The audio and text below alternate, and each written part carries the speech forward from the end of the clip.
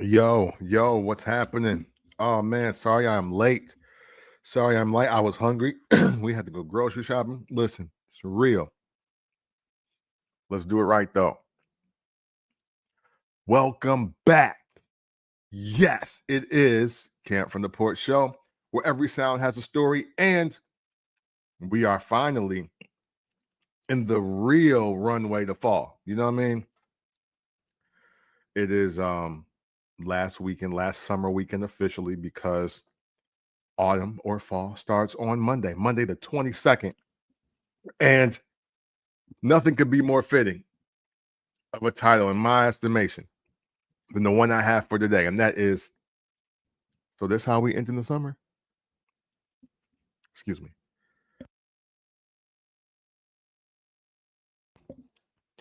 I say that because there is, I don't know, this was an interesting summer 2025. This was an interesting summer, but overall, I don't think it was a summer of bad music by any stretch. I think everything that we got last year kind of left us with some uncertainty. But as we got into this year, it seemed to start off pretty well musically, especially in the world of hip hop and R&B. And that's where we're gonna stick for this episode. And man, I'm happy to say that a lot of dope music is out.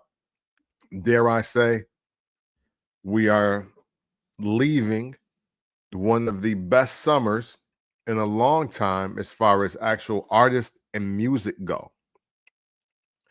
And with that, you can't get too far without talking about the foolery. So we are going to do that. But the question I want to throw out there, matter of fact, I'm going to even type it in the chat. Or type it in all the chats so I can see it, because I definitely want to know, what is your song of the summer? I want to know what that is for all of you. Song of the summer of 2025. What is your song of the summer for 2025? Because I don't think we've really had a runaway song. I can tell you that there were some songs that were definitely pushed forward with that effort, that they would be exactly that, the song of the summer. But did it truly work? Did it go that way? I'd love to hear from you. But before we get into that, and always, you know what, just whenever you see that, what is your song of the summer of 2025? Just put it in the comments and we'll talk about it. But before we do that, and before I get into some of the news that I know y'all want to talk about, I just want to give a shout out to Bruiser Wolf. I finally listened to his project that came out. I think it's been out for a few months now. And man, listen, I was impressed. It was kind of hysterical to me. Look, potluck by Bruiser Wolf. I want you to check that out, man. It's highly entertaining. Excuse me. I'm sorry.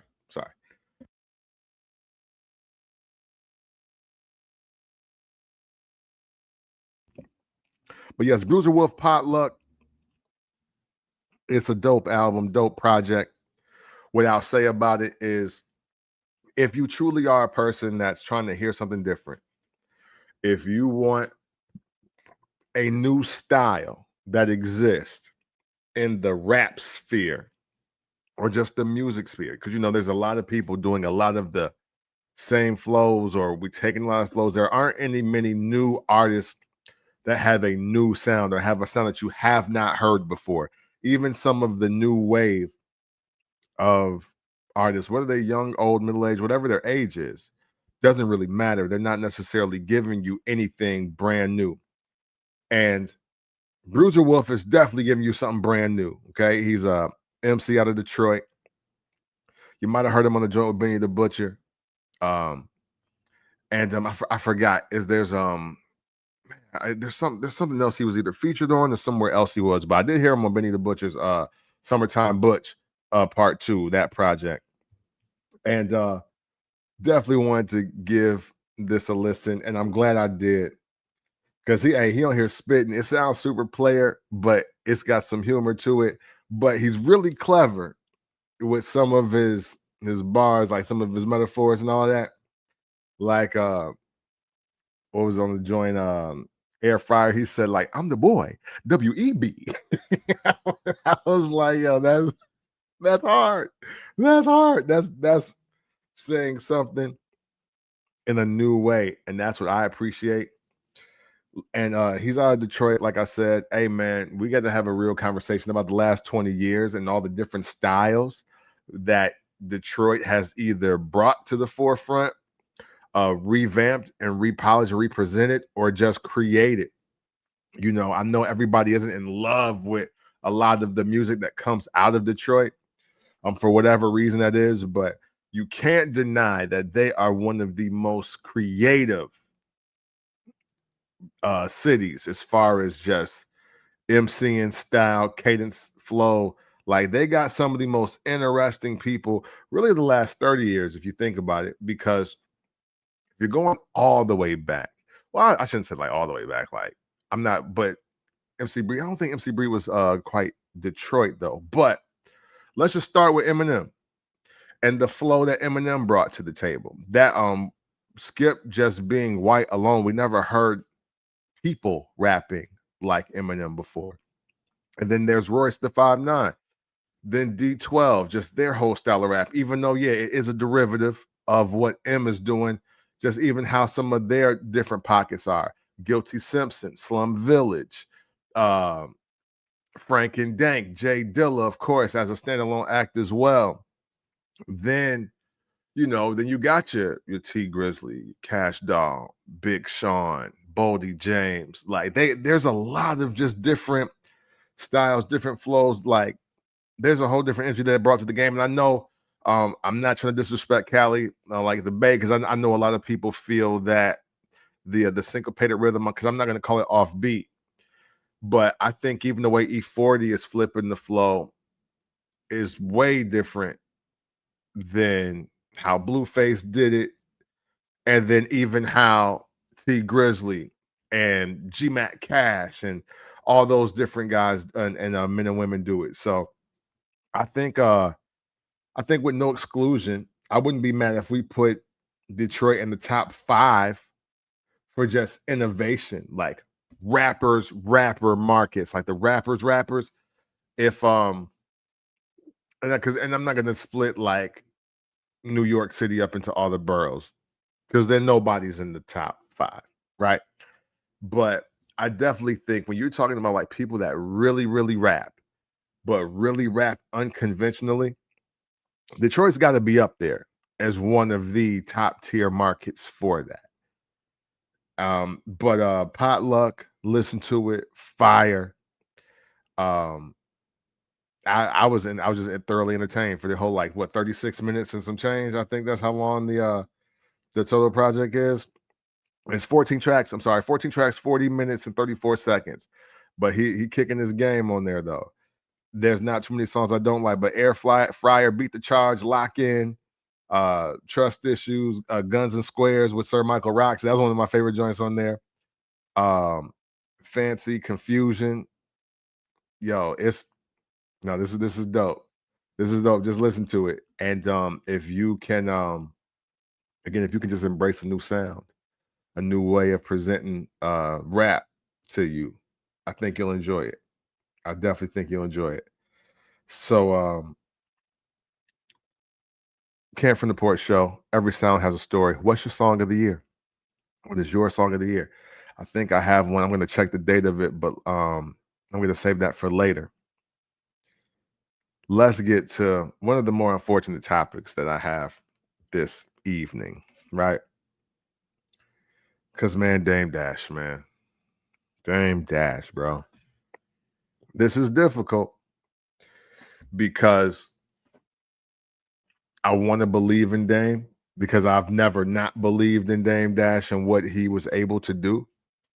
But this is a tumultuous time. This is a very difficult time because we are sitting here in the midst of 2025, and the black billionaire, right? The black multimillionaire, the black 100 millionaire, the black billionaire. It seems more tangible than ever in this space. Even in the entertainment world, but even outside of it, you got the tech world, finance, all of that. The aspect of, everybody saying, oh, he's a black billionaire, black millionaire. It's just so prevalent. It's in such hot topic conversation. I was just saying, like, even on the Joe Budden podcast, one thing Ish is going to do is say, never mind, and tell you that somebody black is a billionaire, even when they're not. Like, even when they're not nowhere close to net 1 billion, but he'll say that, oh yeah, no, he's a billionaire, or they're like $1 billion, they're worth $1 billion. No clue, but that's how we throw that around. Millionaire, billionaire is up there with classic, genius, legend, all of those words that we just throw out there because we don't know how to compliment people, like, in just that middle ground of just being awesome, being excellent, being great, being wealthy, being very rich. We gotta overstate it. But saying all that to say, I mean, everybody saw the Breakfast Club interview with her Dame Dash. It was kind of sad, man. It's a far cry from the first time he went up there, but I do think it is important to highlight something within that conversation. And the most important thing to highlight in that conversation is that, yes, the boss talk is cool. Boss talk is cool. I think we should want to own something because ownership is just the way of life, right? You want to own your home, own your car. If you have a business that can make money, no matter how big or small it is, and if you can do that and you want to do it, you have the desire to do it, then absolutely put forth the effort to it. But investments is also a great way to make sure that you have more than enough money that you need if you take the right advice, you make the right things happen. And even though Dame Dash doesn't talk about that a lot, he did, in hindsight, he started job shaming. He's like the person that started job shaming, because when he first went up to the Breakfast Club, I think this is years ago now, almost 10 years ago now, you would think, if I'm not mistaken. But he went up there 10 years ago. He said, yo, if you're a man, you don't need a boss. You might as well call another man daddy if you're a boss. He made it seem like having the job was the worst thing in the world. And a lot of people co-signed that mentality. And then all of a sudden, nobody wanted to work for anybody anymore. And all of a sudden, it was beneath somebody to have a respectable, well-paying job or low-paying job or any paying job. People were getting out of their body trying to run the business, buy the business, own the business, refusing to collaborate because they didn't want to be the boss. And it started planting seeds of a very unhealthy culture. And I think what we saw on this past interview, this latest one, is how detrimental that kind of talk is. One second. I say that is detrimental now because now Dame Dash, no matter how he wants to slice it, no matter how he wants to present it, he is now looking at all of the people that he either came up with, put on, assisted in the success of, and he's angry. He's angry. He sounds a little bit bitter. He's now willing to talk more than ever about how people have done him wrong and how much he feels that he should be owed. Like, he's almost now looking at the people that didn't take his route to get to their success and whatever dollar amount they have, almost looking at them like, hey, well, y'all should be taking care of me because if it wasn't for me, this wouldn't have happened for you. And that's a painful place to watch a person that you truly respected and revered. Because I never want to be that person. You dig what I'm saying? I don't want to be the type of person that feels that I contribute, assisted, or just putting somebody else in position to be successful. And now I am bitter that they at least appear to be more successful than me, or because maybe we might have had a falling out and I didn't like the way business went, but now I'm holding the shorter end of the stick and I'm mad about it. There seems to be a lot of lack in accountability as far as Dame Dash and what he's personally done, maybe the possible bridges he's burned, the fact that he won't do business with everyone. If the Rockefeller breakup happens and the trifecta was Jay, Dame, and Biggs. Now, Biggs goes on to go to prison, and obviously that's not fun, but with explaining the story, he just was protecting his man's trying to be a stand-up guy, and so it does make sense of why that happened to him. It's unfortunate, but he just lives by a certain code and cut from a certain cloth, and I do commend him for what he did, even though in his position he really didn't have to. And if you got you got real people in your life, real friends, real family in your life, you do protect them at all costs. So I have no qualms about that. you know Dame Dash at one point was talking about how Jay took a job. Jay took a job. He works for Def Jam, and we had Def Jam working for us. And that was his spiel. But Jay-Z turned that position, that job in the Def Jam, into Rock Nation and into Tidal, and then to the Samsung deal, and now he's a billionaire. So yeah, Jay didn't make $1 billion rapping, right? He didn't necessarily make $1 billion creating music, but it was the jobs that led him to the opportunities to become the person he is today. Now, there was a narrative going around that's saying that, well, Jay was protected because Dame was the fall guy for a lot of things going on. But where we sit today in 2025, can we really say that? Because Dame, now with no label, now totally removed from music in his former capacity, which is, running this label, trying to put people on, like running a Rockefeller Records is what I'm saying. He's still in the position where he doesn't seem to be well liked for the way that he personally treats people. I kind of feel that in hindsight, of course, if Dame was such a detriment to everybody, I don't think we have the story of Rockefeller Records the way we have it, with them receiving any success. Because it doesn't matter how great you truly are as a rapper, for the most part, when people don't like you, they don't like you, and there's nothing you can do about it.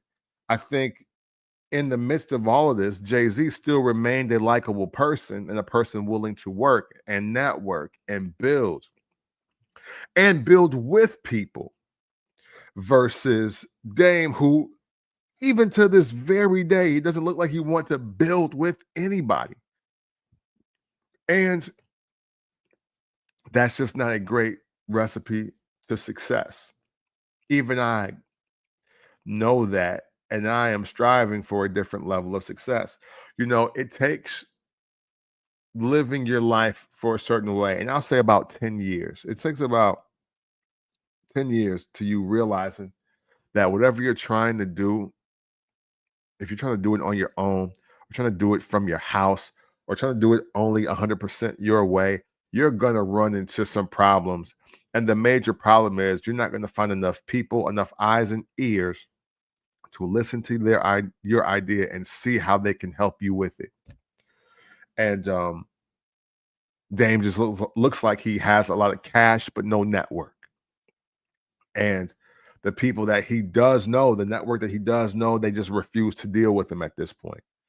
And now, with the money being so diverse in so many different worlds, and with him not having that other Hove, you know, there is no reason for people in the entertainment space to want to work with him. And it's sad because now he's going on the attack, letting out crazy secrets, or just rumor innuendo. Because, man, listen,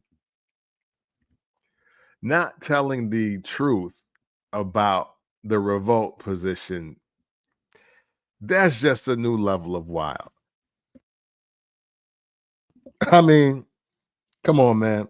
What are we doing? What are we doing when, one, you're actually reneging on your original statement of like, oh, I put my own money up, I'm my own boss. And he was trying to make it seem like if he took the chairman position that he wouldn't be working for Revolt. Like he absolutely would. That's why he was also trying to talk about acquiring the company. But 2025, with the way media is set up and information, music, all of it, being on the pulse of the culture, Revolt doesn't need Dame Dash. So that job doesn't necessarily hold as much weight. And when I say they don't need Dame Dash, I'm not saying that they don't need a mind like his if it's willing to work on the court, but you can't really put your nuts on the table and try to bully people out of position when you don't really have the leverage that you had even 10 years ago, let alone 20 years ago, 25, 30 years ago. So, and I love reading press clippings and news updates of people that I know that maybe people don't know. Like I remember meeting Detavio in New York 10 years ago, like 9, 10 years ago, and seeing that he's like, you know, the head of Revolt now, and they're doing an amazing job in the content space. Like that is amazing. Again, network. I would have loved to have felt more valuable to offer more to a person like that because man, it'd be easier to get a job at Revolt, which I am not ashamed to do. But here's the bottom line: Dame Dash needs a job. Dame Dash needs a job because this is sad. I don't want to hear him going on the art of dialogue and telling me now that Cam stole the old boy beat from Kanye West. I don't want to hear that anymore. What happened to just the main story being that that Cam and Jewels did that song. Jewels created the rapping with the sample flow, and Jay-Z tried to hop on the remix once it got hot, and Cam told them to erase it. What just happened to that? Why do we have to have this extra story now? We got to paint Cam a certain way. We paint Jay a certain way. But even though, you know, it's not necessarily urban legend. It's not exactly urban legend, but you know, because even Cam, when Cam and Jay were going at it, he said, "You stabbed Un over Charlie Baltimore." Now, it's nasty work, but it is matter of fact. History, I guess, does just show us that all of Big's mans went after all of his girls after he passed away. Because if Charlie Baltimore is linked to Un and Jay after Big, who died in 1997, see, that's the real like grimy thing. People were talking about the Faith Evans, Stevie J thing, and I do get it to a degree, but I'm like, that was decades ago. We're still in the 90s. So granted, there will be no venom, there'll be no smoke because why are we even talking about it now? And that's the That's the wild part. That's the wild part. And he's saying he's playing the algorithm. But there was just a time, and unfortunately, a lot of people will not know this. This was a time where Dame Dash was one of the coolest people that you would see on videos and on hip hop content and hip hop shows and pieces. He was literally the coolest guy that even if you didn't really know what he did, you were like, yo, I want to kick it with that dude. He out here wilding. He doing this thing. And man, it's just not that anymore. It's not from the teeth to the eye to the, we went from, oh, don't talk about other men to, hey, I'm just talking about the things that I've seen and been through. But it's just time to relax. It's just time to relax. And unfortunately, Dame Dash is probably more willing to die on the sword of, I want to be a boss. I'm going to put my own money up. I'm going to do this my way versus, hey, let me walk into one of these corporations. Let me take a soldier role real quick so I can be a general at a later date and keep his money and get his money in a better position. And if I could say anything to any young person or even people my age, I mean, because we're reasonably young, man, don't be out here job shaming. It's corny, it's whack, it's lame. That's not the move. Anybody making the dollar legit, that's feeding themselves, feeding their families, providing for themselves as far as food, shelter, all the clothing, all of that. Look, they're to be respected, they're to be commended. Life can hit you at a speed that you're not ready for. And I walk past, unfortunately, too many homeless people every single day. And my heart really goes out to them. So the last thing I'm going to tell any person of any age is to not get out here and get a job, no matter what that job is.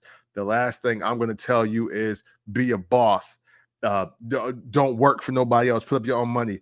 Your bills are due today. And your leasing agent, your landlord, the government, nobody wants to hear, but I want to be a boss. But I don't want to be calling some man daddy because I work for them. That's whack. That's what to get you on the street. That's what I have you out here looking like you're semi-desperate, like you're reaching for a moment, like you're trying to get something to happen, and you don't want that. Well, I don't know. I don't know what you don't want. I would hope you wouldn't want that for yourself. I would hope you wouldn't want that.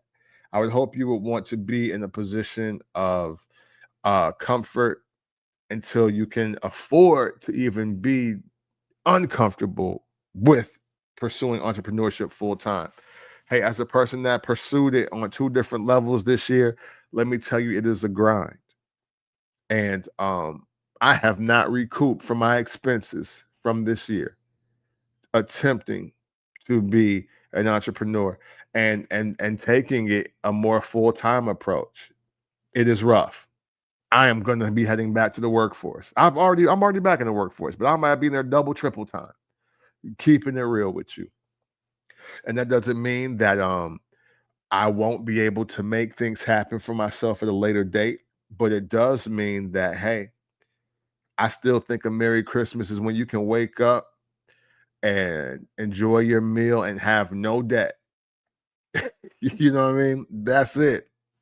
And if you can't find solace in that, if you can't find solace in just not owing anybody and knowing you got consistent money coming in and that you know a way that you can make some things happen for yourself, then man, I feel for you, and I hope you find some peace. I hope you find peace with whatever that is. But man, it hurts to see Dame like this.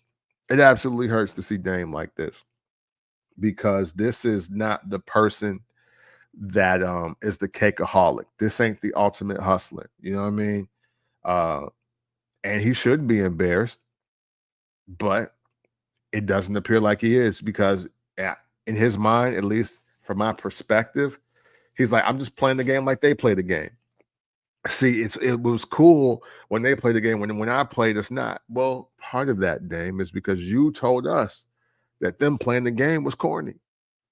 You were setting the corny standards. You were setting the sucker shit standards. You were telling us what to do and not do. And you stood on that island and you didn't want to be in that mix. So, yeah, that's why it's wrong when you do it, because you were the one that spoke out against it. But I hope he gets better. And when I say better, I'm not even talking about his eye or his teeth or anything. I just hope he gets better spirit wise, man. That man's spirit is hurt, man. It is. And hey, and potentially rightfully so. I'm not here to say that he should not be hurt. I can't say what people are going through, but it hurts to see a person that I just revere looking like this.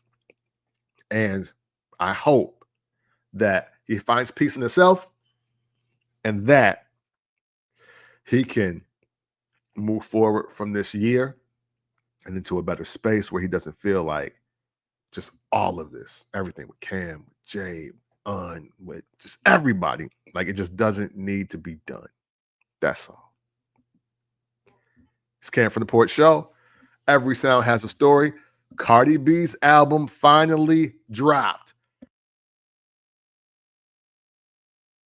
Yes, Cardi B.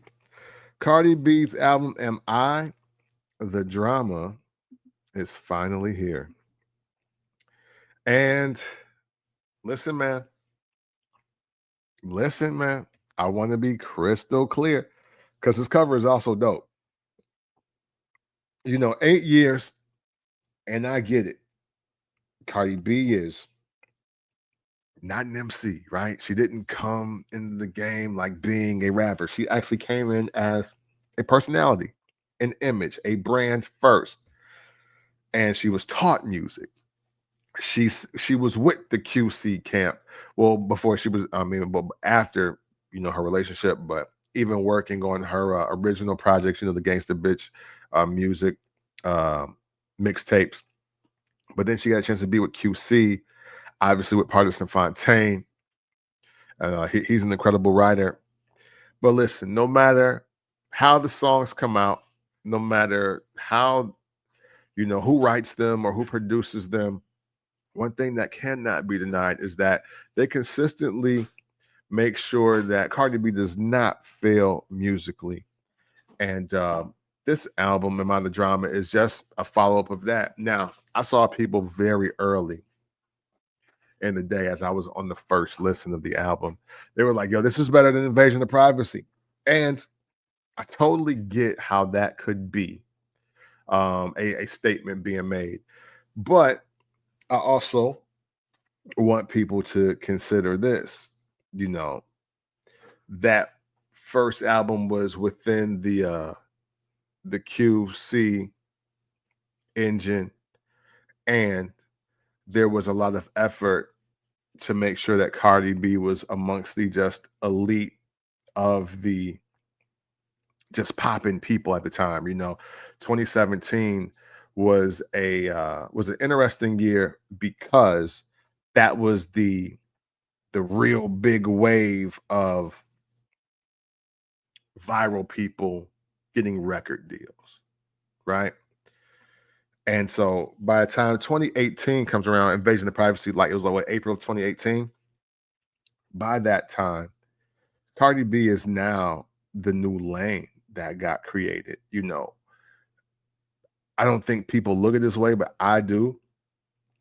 Cardi B is the baddie rapper blueprint.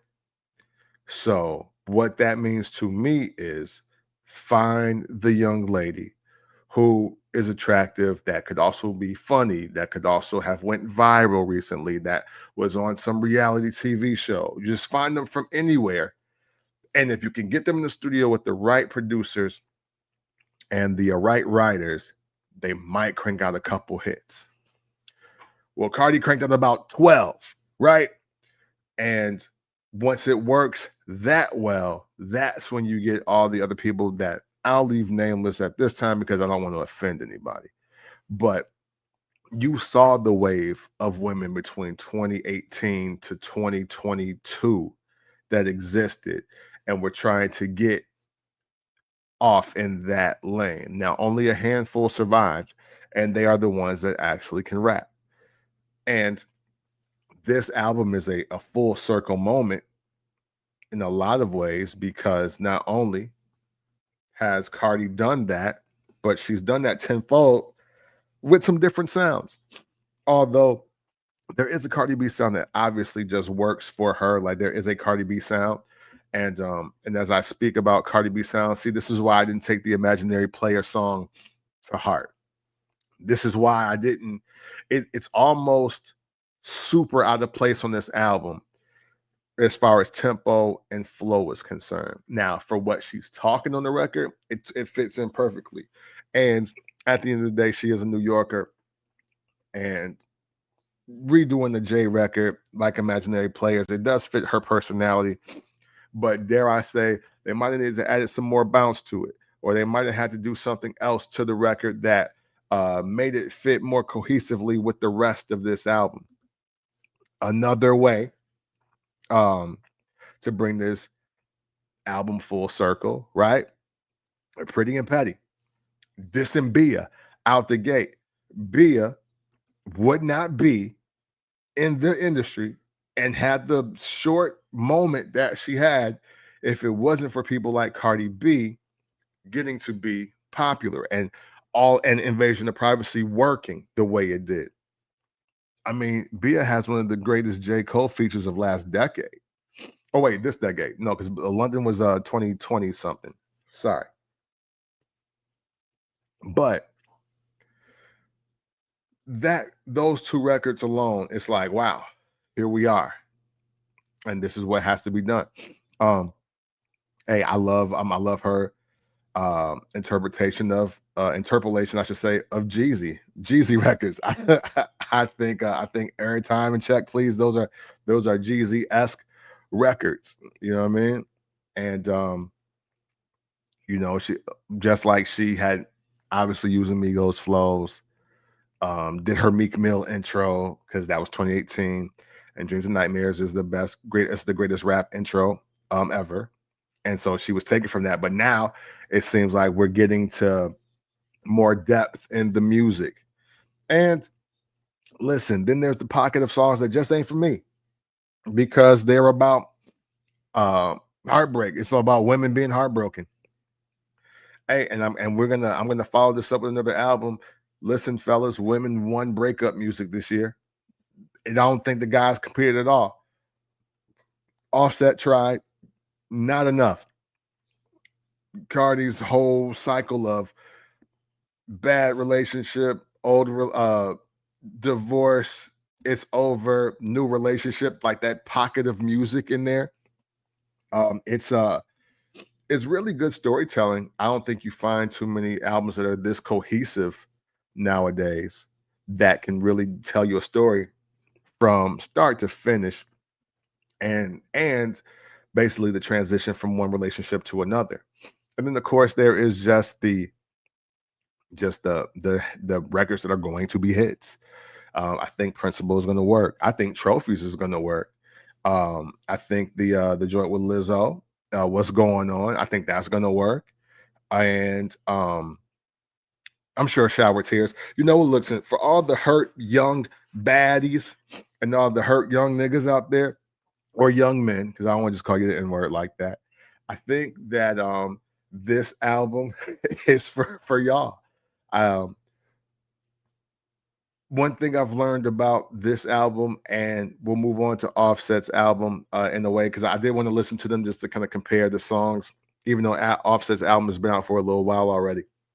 He's dropped a dope album as well. Definitely listen to it. But as now we're getting two artists giving us two sides of the breakup, right? There's Offset songs, there's Cardi songs, and it's what we see on the internet, right? And what they choose to put out in interviews. That's all we got to go off of. That's just what it is. So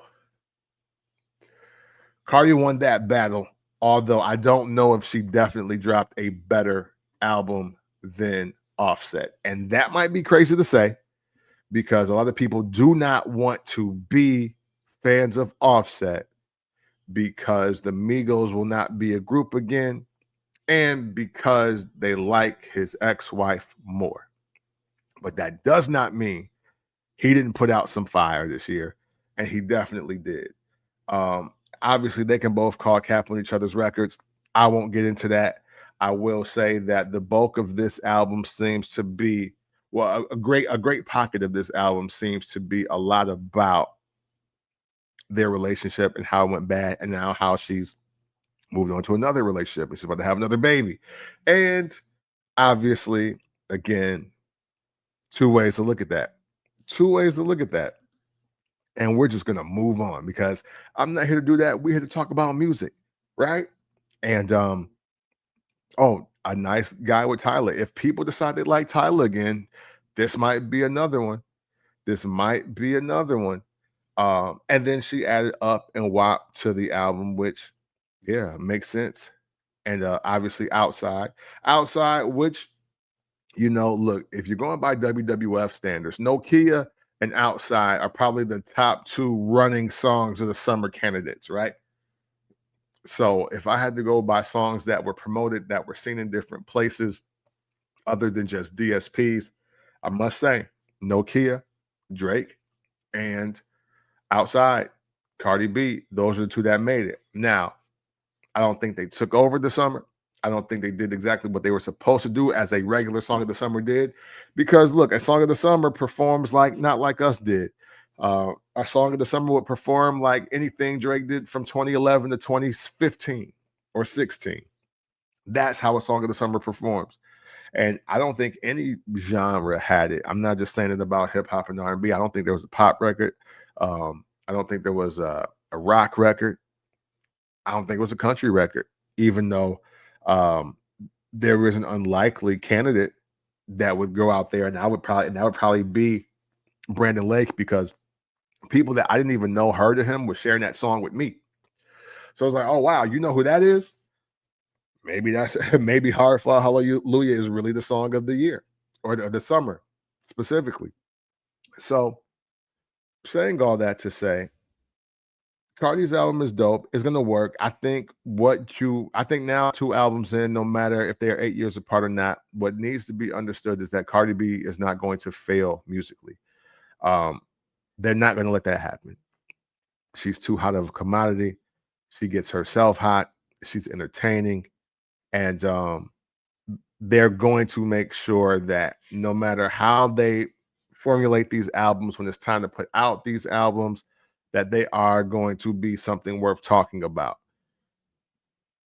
It may be an unfair game. It may be, but it don't matter, because good music will be the only thing that people will remember once everything is all said and done. And Am I the Drama by Cardi B is loaded with a lot of really good music. Um, Even though it's not for me, right? 3.5 out of 5 for sure. Maybe if I was a woman, I'd be giving this a 4. Maybe. There are some things that I just don't personally get into. You and you'll know exactly those songs when you hear them. But you can't deny the writing, you can't deny the production, you can't deny the creativity. It's just a really good album. It's a good album, and I am totally out the demo both ways, right? I am a heterosexual male, way over the age of 35, and I like traditional rap records. But this is a dope album. If I was 18 to if I was 16 to 30, and I was trying to either get the hoes out or just know what the hoes were listening to, I'd have this in my shuffle, because the young boys need this if they want to bring the ladies out. You dig what I'm saying? Here come Jones. Here come Jones. Hey, here's a question for you, Jones. Who did Jay Electronica do the album with to get it out? You know what I mean? Hey, look, his debut album came out with Jay-Z as 50% of it. That's why I laughed. I didn't even click on it. I didn't even see the track list. I'll get to it when I can. It's cool. I still got to listen to Chance all the way through for the first time. I'm on like on a half a listen. You know what I'm saying? Yeah. Hey, the Cardi B album is good. Again, I think it's really good, to be honest with you, just from a person sitting and listening to music and how it's created. I think it's a really good album. Again, I'd say 3.5 on the low end for a rating. And if I was a young lady, or if I was just a woman that could identify with this from a woman's perspective, you know, it might be a 4. It might even be more than that. But again, if we're going to compare just quality of rap music, it's not above Let God Sort 'Em Out. It's not above Alfredo 2. It's not above Step Brothers 4. It's not above Cushion Orange Juice 2. It's not above On the Under, which I think is the Larry June and Cardo project. Oh, well, I mean, we know it for hits wise, I guess. Technically it would be, but that's not what you listen to it for. That's not what you're listening to that album for. So, um, and you know what? Not for nothing, because it is just out. I got it over the Joey Badass album. I got it over that. But I don't, and again, that's not saying that the Joey Badass album is bad. It's just I've just heard better performances outside of Joey's album this year. So that's why I personally would just put it above it. But Offset might have dropped a more complete album, but you would expect that, right? He's the guy that really got in here being an artist first too, and really rapping and really getting his flows up. Now, she wrote the better breakup songs, or she has the better breakup songs, bar none. Cardi B's breakup songs are better than Offset's breakup songs. But song for song, and especially in the time, Cardi been putting out songs on this album for the last 5 years. We got everything in one shot for Offset. So, but look, they both 3.5. Honestly, it could be a dead heat. Either way you slice it. They I don't think either one of them are album of the year, but it was very cool to hear how much better this album was from Offset than, what was it, Father of Four? I think that was the last one, or the one I think that was the one. The last solo project that he did. To double down on how women have won breakup music this year, Tiana Taylor. I told y'all we'd get to the album, and I did.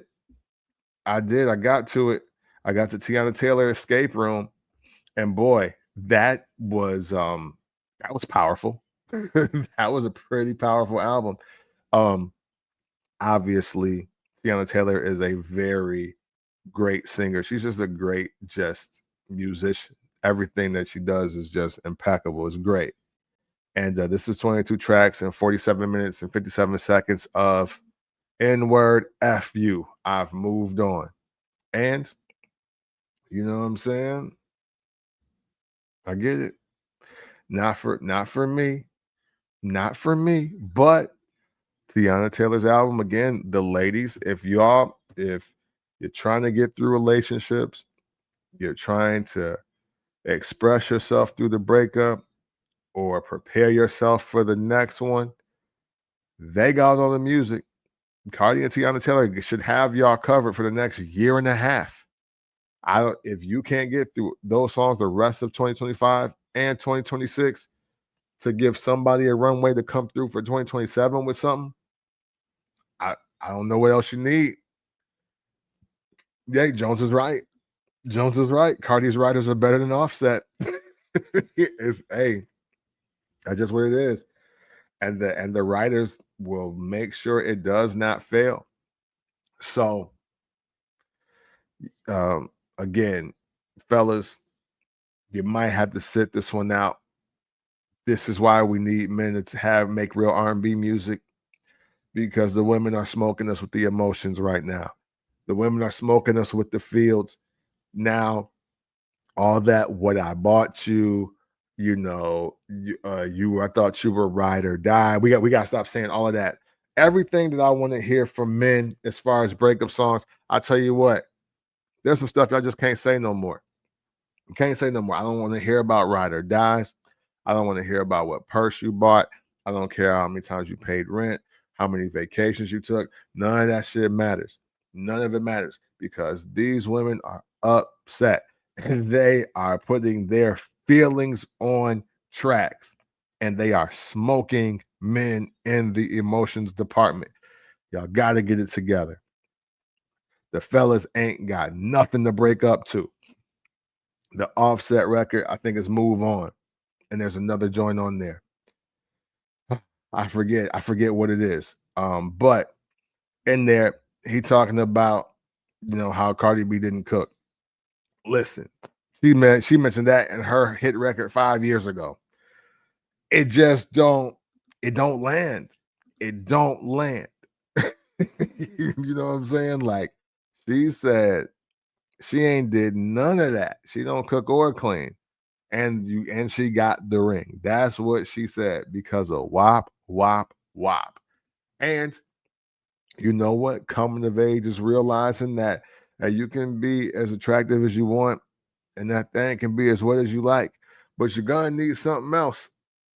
There's gonna be a random Wednesday when you're just gonna need something else. And sounds like Offset realized that and still handled it the wrong way, total wrong way. And then he didn't beat her on the music tip. Man, but the album's dope though, so you should listen to it. I do agree that you still should listen to it. But Tiana Taylor Escape Room, man, a lot of features like on just the it's set up like hotels, if that's the best way to put it. Because Taraji's on the album, Sarah Paulson is on there, Lala's on here, Niecy Nash, Tasha Smith, Issa Rae, but also obviously, Jill Scott is on here. I forgot Tasha Smith, Lucky Day smoked the joint on here. They have a good joint together. Jodie Turner Smith, I don't know who that is, but I like that narration that she did as well. The song with Kate Trinata was dope. Kerry Washington and Regina King are on this album, and then of course she has her children on the last song. Always, again, very dope album. Glad to see it out. Glad to see Tiana Taylor creating that. We never get wrong with that. We never will lose if she's getting the chance to be creative. So another album, another really dope album.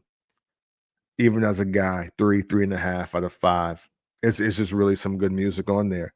And maybe you can identify it. A lot of you dudes are super sensitive out there. Maybe you've been hurt like Tiana.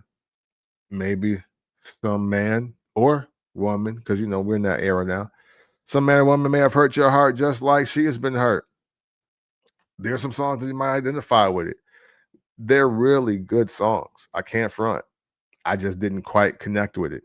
But that's just a life thing and not a talent or a quality thing, because everything sounded amazing on this project.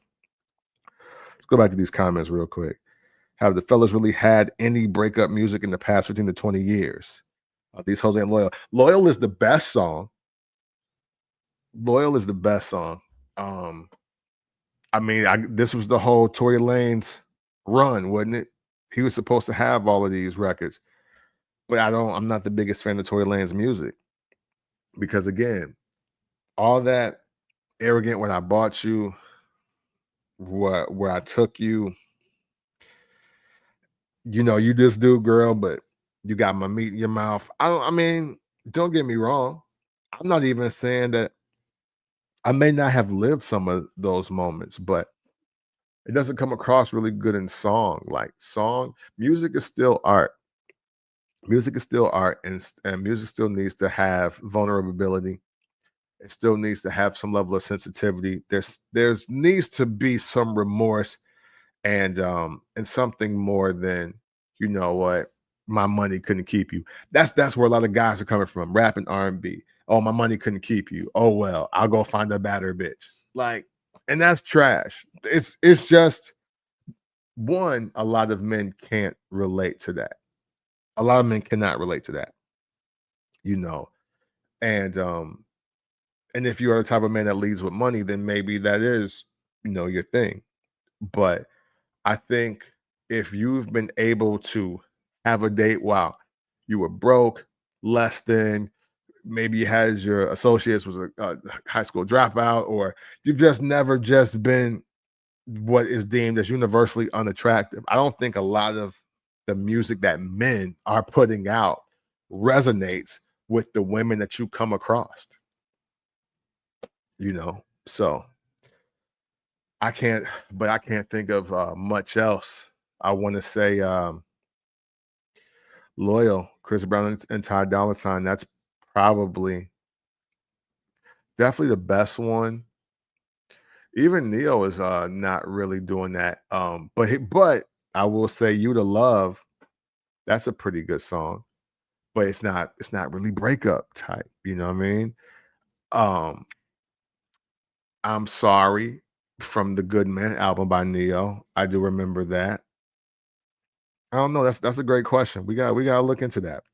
We gotta see because the fellas, no matter what, though, I tell you what, as far as recent memory goes, you gotta step it up. You gotta step it up. You gotta start putting your heart on the pen and sinking it into the paper because that's what's gonna really take this to the next level. Don't think it won't. You know what I'm saying? And let's wrap it up with this. Let's talk battle. Let's talk battle. Oh, we got Wang in here. Hold on 1 second. 1 second. Or that's what she said, right?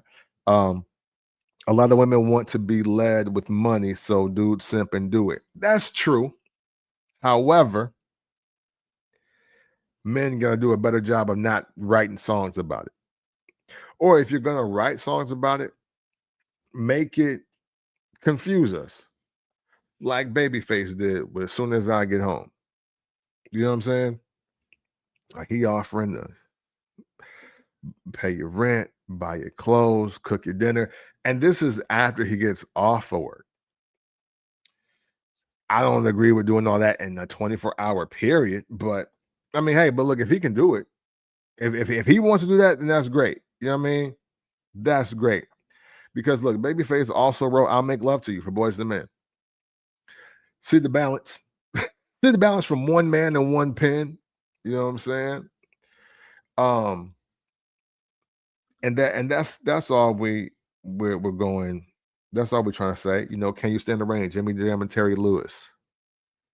You know, I don't know how well y'all listen to Bobby V albums, but the first four for sure. Well, four for three, definitely four. I would say even for sure. There are some great just love songs on Bobby V albums. And that's what the game is missing. And don't get me wrong, love Ty Dolla Sign. But Ty Dolla Sign went from being an anomaly to being the new sound of R&B or the new competition R&B, and that really changed things for the worse. I'm just being honest, because now Ty Dolla Sign with sign language and free TC, he gets a wave, and he's considering himself R&B, but his content is raw and edgy, and he calling women bitches in the song. So now look, Trey Songz feel he got to do it. Then Chris Brown felt that he needed one of those, and then that made the dream start writing a certain way. And then Neo felt he had to do that because that's what's gravitating to it. So then you got people now like Tory Lanez and Young Blue and um uh what's his name? Friday, I think it is. Cause but see, Friday sounds like Rod Wave, sounds like Meek Mill, who sounds like Lil Durk. All of it is just and we just got this cycle of just the same sound. It's a derivative, but it's like scorn nigga music, and I don't really identify with that. I just don't identify with it. I'm not here to say if who does or doesn't, and who what type of person you are if you do, but I don't identify with R&B music or melodic music being written with that tone. It's just not for me. Who watched the battle? It's Cam from the Port Show, where every sound has a story. Hitman Holla versus Murda Mook. I'm not gonna act like I am prepared to give you like the most awesome, fantabulous breakdown because I'm not. I'll tell you what, though. I got Murda Mook winning no matter what. If you want to give Hitman the second round, okay. But Mook definitely won the first and the third, no question. So whether it's 2-1 or 3-0, you got to have it for Mook, in my opinion. I don't think there is any other way. Even if you thought it was 1-1 and it was super close, Hitman Holla's third round was so bad to me that it was almost like I felt that he rapped that because he knew he lost the first 2 rounds. That's how bad it felt to me. The main what I want to happen again, because rap is look, right, rap is an art form, y'all. It's an art form. It's a written art form. Even if you go off the top of the dome, it's an art form. I've never been searching for truth in my rap, like beef or rap records, rap albums. I've never been, oh, I hope this is all true. I hope all of this really happened, or I just won't like it. It's like, no, I'm here for the best display of art. That's what I'm here for. No more, no less. I am here for the best representation of art. So when I hear a third round like that, and again, if it was I can see Wang definitely feels like Mook is he got the 30 off. You know what I mean? But the whole exposing the history of violence against women and children, for me, dog, that's not even a rappable offense. And what I mean by that is, if that's facts, this is legit how I want people to handle it. And it ain't in no rap battle, because Mook would have got paid to do the rap battle. So for me, only speaking for me, if we're talking about crimes, and we're talking about crimes against women and children, or family, friends, or just anything like that in general, then dogs, refuse to do the battle and run the fade. You know what I'm saying? Because I don't want you to rap about how this happened, because there's no smooth way to put it. Because if that stuff that he was trying to say was on that paperwork, then why are we even in a situation where we're trying to show dude love? Why we trying to show dude, like, are we trying to present him an opportunity to have his face seen and get money? And like, why are we even doing all that? So for me, if everything was 100% real, I think it's more of a sucker move to use it in a battle so you both can profit off of it, than it is to be like, yo, no, I found out this about dude. I don't even want to be on camera with this dude. I don't even want to be seen with him. He a sucker. He shouldn't even be in the battle like world. We need to erase his name out the books, this in general, for being a piss poor human. Instead of trying to turn it into a fire third round, because it backfired. That wasn't good at all. And because if you're trying to give that kind of information, we were talking about sexual assault, bro. We were talking about child abuse. There is no bars. There is no bars when you're talking about child abuse, and we're talking about potential pedophilia, and you're talking about sexual assault against a woman and gang rape, like those kind of things. No, no, I don't want to hear your raps if that's the thing. So look, leave it to the skills competition. Leave it to one man out rapping the next man. Hey, um, if you can't take the words and you want to swing on people, then my G, this ain't for you either. You know your limits, you know your triggers. Um, I don't agree with a lot of things that happen in battle rap. And again, I know it's to win the battle, but words do hurt. And so and you can choose what you do and don't play about, but understand that when you are trying to hurt a person, that they are going to in turn try to hurt you. And their hurt might come with laughter, it might come with embarrassment. And it's a dangerous game to play. Those crowds are too big for me. It's too many people on one side or the other. And some of the things that they say are just unforgivable. There's some things that I won't even allow to say to me with no beat on and with nobody around. You can't say certain things to me. So when I see certain things being said in these battles, it just really puts in perspective like, oh, okay, this is a whole free for all. Like this ain't and this ain't for me. Like this ain't for me at all. Yeah, it's exploitive of the victims, and that means you've been knowing. Yeah, using that for clout. Yeah, and exactly that's the other thing. Like, and if you care that much, call the police. Call the police. You're not a snitch, especially with the stuff that he was saying on that. That was wild. That was super wild. Yes, and that is why T-Rex got to get the F out of here. Bro, out and this will make the round even worse, Jones. I'm glad you said this, especially if you shaking up with dude before and after the battle. Like good game, bro. Yeah. He got that round off. Mook did his round. And then they shook up with everybody afterwards. Nah, no. See, on the flip side, this is why Drake felt the way he felt, but Kendrick did what he did because look, they not shaking up after the battle. It ain't no good game. Drake's not finished yet. There is no good game.